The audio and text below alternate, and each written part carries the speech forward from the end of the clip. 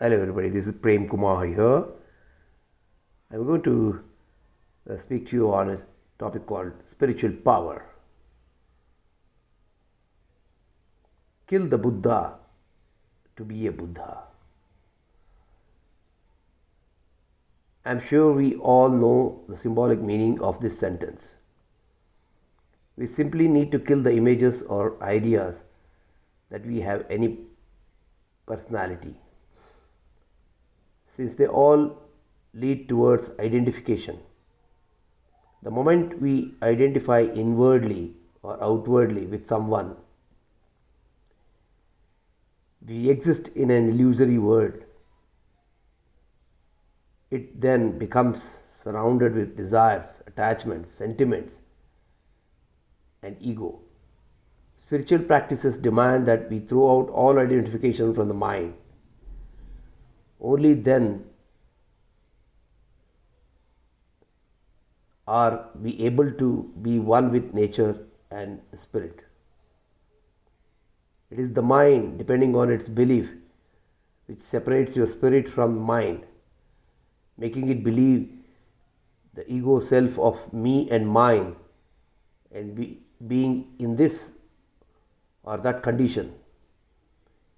We are awed by images of others that we want to imitate and blindly follow. We have no option but to walk alone to experience, realize, and attain the wisdom that we deserve. A seeker attains self-knowledge from his master. He becomes bound by images, ideas, and concepts provided to him. Since he is intellectually aware and not experientially wise, conditioned belief entraps the mind. This contradicts the basic tenets of spiritualism, because beliefs are related only to the ground of the mind. This sort of belonging to be like somebody else, it becomes an obstruction in the spiritual journey towards oneness he seeks. It is through spirituality that he expands and evolves, transforming into higher consciousness. Gautama Buddha, who was strongly against religion, repeatedly emphasized the self as the sole savior of man's anxiety and suffering. It probably for this reason he was largely silent on subjects like God, soul, and consciousness, or Brahman. Though religion and spiritualism merge as one of in their final stages, both remain separated so long as religion stresses upon belief, rituals, caste, creed, and traditional cultures to worship a separate God.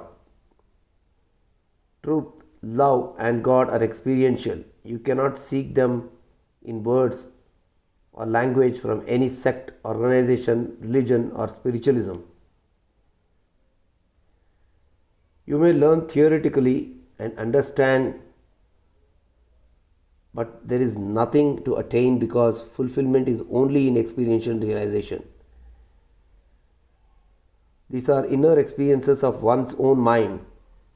All organization creating followers for their teachings are merely a hindrance to such a path. In reality, rather than focusing on experiential living and realizing and transforming our basic truth, life today depends more upon what we see, read, and hear from others. Both knowledge and thoughts from sensory perceptions are based on the past, which we project into the future. Situations and circumstances handled by our mind are basically based more on beliefs resulting from generations of conditioning. Any belief tends to cling to its past. To utilize our intellect for the evolution of mind and self, it becomes necessary for us to awaken from his past and permit freshness in our thoughts. This normally happens through intuitiveness, which makes our mind creative. In this manner, we become inclined more towards the presence of our awareness in the now. The past, present and the future becomes one, and we start to live from moment to moment to the next. This is called mindfulness and has been described as one of the fundamental teachings of Buddha. No organization can make any person bend towards spirituality. It is meditative awareness of the now that transcends the mind from functioning, primarily from the past and future. To experience truth, you need to be fearless. To be fearless, you need to be free from all the bondages of blind beliefs and traditions. They only make you imitate, think, and speak of others' knowledge and experiences. To love or pray, first to be righteous and truthful, but you actually need to be unconditionally free.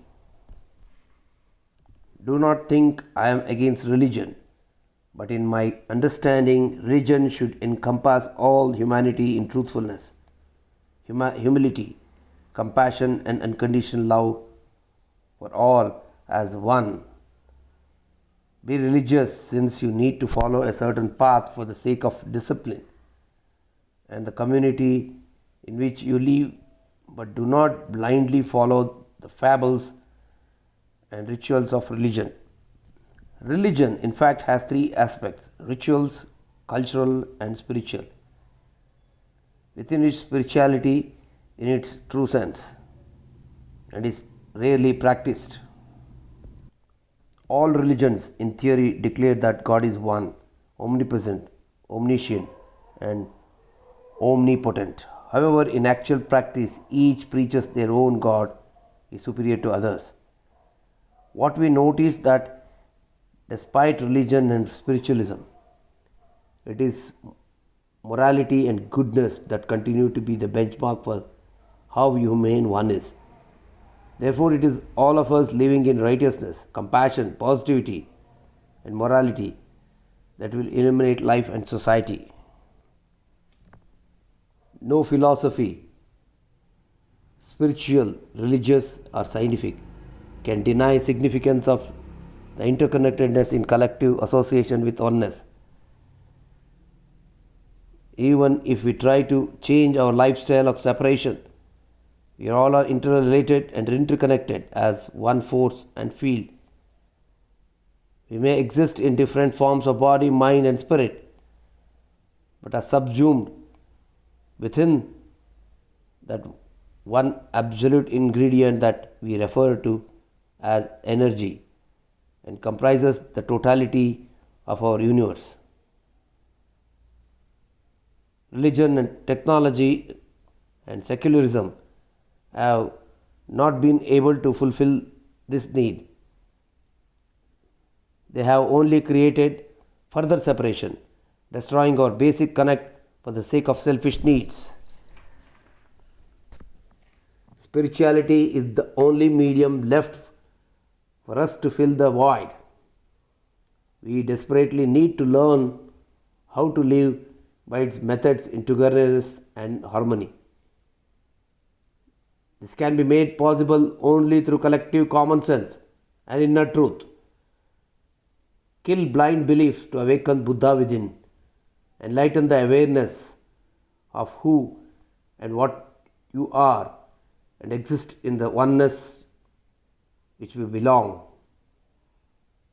Spirituality unfolds in three aspects.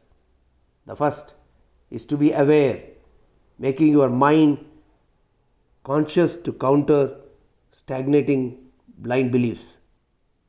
Second is to awaken the self that is living in the past and future to be present more in the now, from one moment to the next. And the third is to practice methods to be in the presence of oneness, that we all are part of it. This is the reason why Buddha emphasized the importance of individual common sense and uniqueness prevailing within all of us. It is our inner individuality and not our external persona that matters. And need not follow Buddha or any other source. It is our experiential awareness that finally evolves and transforms. It is not by reading or writing or listening to spiritual discourses, but by practicing, experiencing, and realizing that you become the essence of who really are. Thank you.